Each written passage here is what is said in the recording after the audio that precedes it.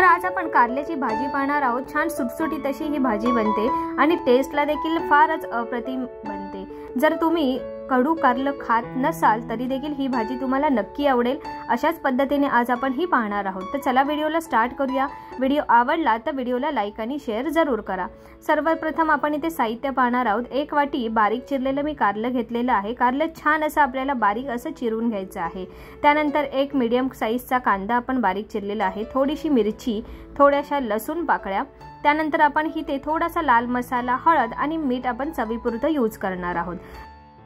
तर सुरुवातीला आपण काय करणार आहोत तर जे हे आपण बारीक चिरलेलं कारलं घेतलेलं आहे त्यामध्येच आपण मीठ ॲड करणार आहोत, जेणेकरून मीठ हे कारल्याला पूर्णपणे छान असं लागतं आणि त्यामुळे कारल्याचा जो कडवटपणा असतो तो देखील फार थोडा कमी होतो आणि टेस्टसाठी देखील ही भाजी फारच भन्नाट अशी लागते।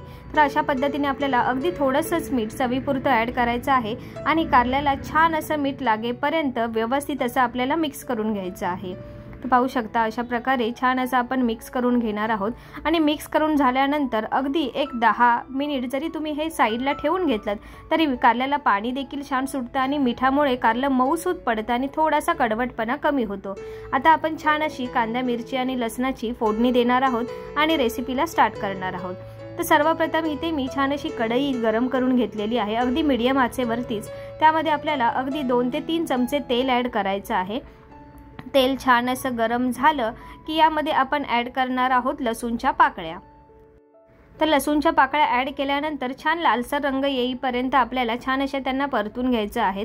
छान असं त्यांना अगदी अर्धा मिनिट किंवा 1 मिनिट छान असं लालसर रंग येईपर्यंत आपल्याला ठेवून घ्यायचे आहेत।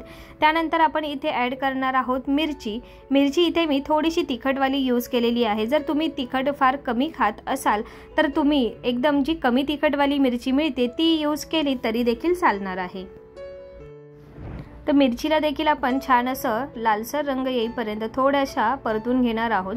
पाहू शकता लसूण आपला छान असा लालसर रंगाचा परतलेला आहे आणि त्यानंतर इथे मी एक बारीक चिरलेला जो आपला कांदा आहे तो ॲड करणार आहे। कांदा देखील छान असा मऊसूद होईपर्यंत आणि लालसर रंग होईपर्यंत आपल्याला छान असा परतून घ्यायचा आहे आणि त्यासाठीच आपण काय करणार आहोत तर यामध्ये अगदी थोडंसंच मीठ ॲड करणार आहोत, कारण आपण कारल्यामध्ये देखील मीठ ॲड केलेलं होतं।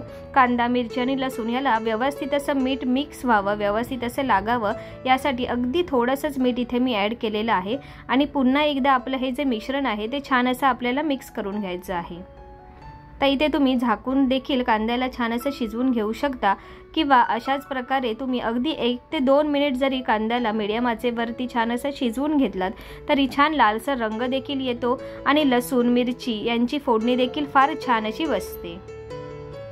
तर मी अगदी थोडंसंच मीठ ॲड केलेलं आहे। ज्याप्रमाणे भाजीची क्वांटिटी असेल त्याप्रमाणेच आपल्याला इथे मीठ ॲड करायचं आहे। तर व्यवस्थित असं छान आपण परतून घेऊया याला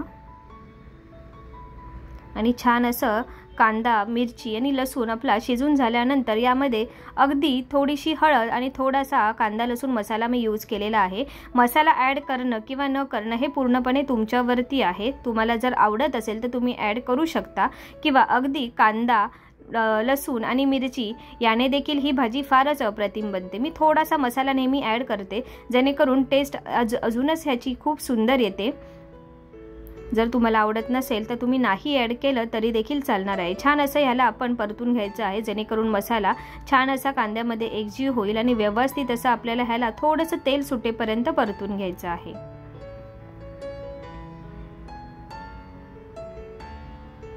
तर आता या ठिकाणी आपण यामध्ये कारल्याचे जे आपले बारीक चिरलेलं कारलं आहे ते आपण ॲड करणार आहोत। व्यवस्थित असं संपूर्ण कारलं ॲड केल्यानंतर पुन्हा एकदा या पूर्ण मिश्रणाला आपण मिक्स करून घेणार आहोत।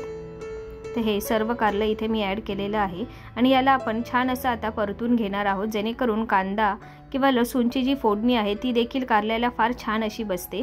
आणि इथे तुम्ही जर तुम्हाला झाकण ठेवून कारल्याला शिजवून घ्यायचं असेल तर घेऊ शकता किंवा असंच तुम्ही अगदी 10 मिनिट जरी कारल्याला शिजवलं तरी देखील कारलं छान असं शिजलं जातं।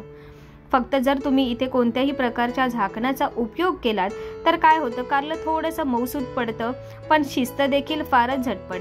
तर तुमच्यावरती डिपेंड आहे। जर तुम्हाला झाकण ठेवून शिजवायचं असेल तर तुम्ही ठेवू शकता, किंवा 10 ते 15 मिनिट तुम्ही व्यवस्थित असं मीडियम आचेवरती ह्याला शिजवून घेतलं तरी देखील कारलं छान असं शिजलं जातं। मी थोडंसं झाकण ठेवूनच नेहमी भाज्या शिजवून घेते, जेणेकरून वाफ एक आपल्या भाजीला किंवा कोणत्याही पदार्थाला छान अशी बसते आणि जेणेकरून पूर्ण फ्लेवर त्या भाजीला छान असा येतो। तर पाहू शकता इथे अशा पद्धतीने छान लालसर असा रंग देखील आलेला आहे आपल्या भाजीला। व्यवस्थित असं आपल्याला शिजवून घ्यायचं आहे, जेणेकरून कारलं पूर्णपणे शिजलं जाईल आणि ज्या आपले आपण मसाले यूज केलेले आहेत किंवा लसूण आपण यूज केलेला आहे त्याचा पूर्णपणे फ्लेवर या कारल्यामध्ये उतरतो। ही भाजी अजिबात कडू होत नाही। जर थोडासा जो कडवटपणा असतो तो देखील जर तुम्हाला नको असेल तर यामध्ये अगदी चिमूटभर तुम्ही साखरेचा उपयोग केलात तरी देखील चालणार आहे। त्या पद्धतीने देखील भाजी फारच छान बनते। तर पाहू शकता पुन्हा एकदा वाफ काढून घेतल्यानंतर छान असं मी कारलं परतून घेत आहे। अगदी मोकळी आणि सुटसुटीत अशी ही भाजी बनते आणि फार साध्या आणि सोप्या पद्धतीने अगदी टिफिनसाठी योग्य आहे ही भाजी। तर नक्की एकदा करून पहा, किंवा जर तुम्ही कोणत्या वेगळ्या प्रकारे कारल्याची भाजी बनवत असाल तर मला कमेंट करून नक्की कळवा। पुन्हा एकदा मी थोडीशी वाफ काढून घेतली होती, जेणेकरून कारलं शिजेल देखील झटपट आणि त्याला रंग देखील फारच अप्रतिम येईल। तर अशा पद्धतीने छान अशी आपली भाजी मोकळी आणि सुटसुटीत अशी बनवून रेडी झालेली आहे। हिला आपण छान असं आता सर्व करणार आहोत। अगदी भाकरी आणि चपाती सोबत देखील ही भाजी फार अप्रतिम बनते। पाहू शकता लेफ्ट साईडला मी चपात्या देखील सोबतच बनवून घेत होती आणि अशा प्रकारे भाजी आपल्याला छान अशी एका प्लेटीमध्ये काढून घ्यायची आहे। एकदा नक्की बनवून पहा। फार साधी आणि सोपी अशी रेसिपी चपाती सोबत किंवा भाकरी सोबत देखील फार अप्रतिम लागते। तर अशाच प्रकारच्या नवीन नवीन रेसिपीज पाहण्यासाठी, नवीन नवीन व्हिडिओजसाठी चॅनेलला नक्की सबस्क्राईब करा आणि बेल आयकनला ऑल प्रेस करा, जेणेकरून मी जी कोणती नवीन रेसिपी अपलोड करेन त्याचं तुम्हाला नोटिफिकेशन मिळून जाईल। आणि आजचा हा जर व्हिडिओ तुम्हाला आवडला असेल तर व्हिडिओला लाईक आणि शेअर जरूर करा। पुन्हा भेटूया अशाच एका नवीन व्हिडिओ सोबत, नवीन रेसिपी सोबत।